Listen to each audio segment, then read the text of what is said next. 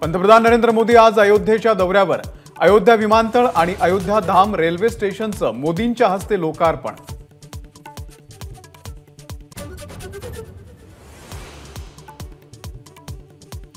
उद्धव ठाकरे, राज ठाकरे, शरद पवार यांना राम मंदिर सोहळ्याचं निमंत्रण. राम जन्मभूमी न्यासाकडून सोहळ्याची पत्रिका नेत्यांना कुरिअर.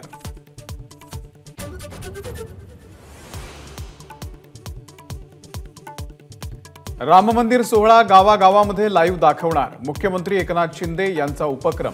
राम मंदिराच्या निमित्तानं गावोगावी पोहोचण्याचा महायुतीचा प्रयत्न.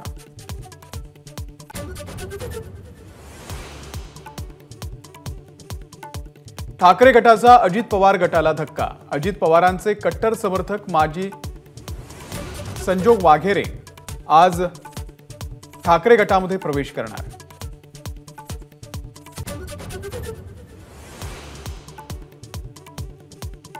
महाविकास आघाडीमध्ये येण्यासंदर्भात वंचित बहुजन आघाडी गंभीर वाटत नाही. राज्यातील काँग्रेस नेत्यांचं पक्षाच्या केंद्रीय समितीला ब्रीफिंग.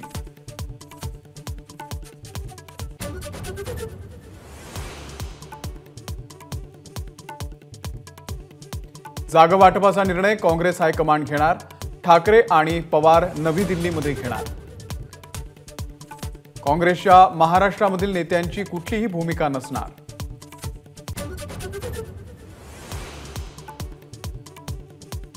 उद्धव ठाकरे 2 किंवा 3 जानेवारीला दिल्ली वारी करण्याची शक्यता. लोकसभा जागा वाटपावरती इंडिया आघाडीची दिल्लीमध्ये बैठक.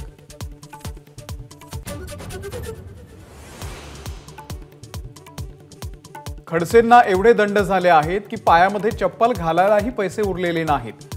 गिरीश महाजनांची एकनाथ खडसेंवरती बोचरी टीका.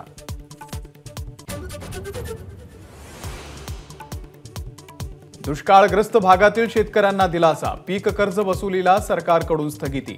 दुष्काळग्रस्त 40 तालुक्यांसाठी निर्णय.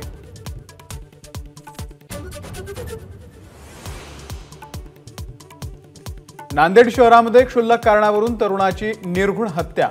डोक्यावरून 3 ते 4 वेळा दुचाकी नेऊन तरुणाला संपवलं. 8 जणांना अटक.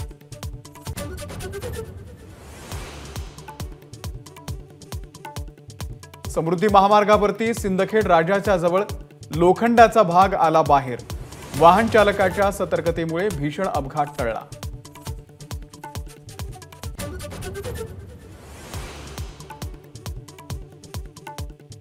केंद्र सरकार, आसाम आणि उल्फामध्ये शांतता करार संपन्न. अमित शहांच्या प्रयत्नांमुळे ईशान्य भारतातली सर्वात जुनी आणि गंभीर समस्या संपुष्टात.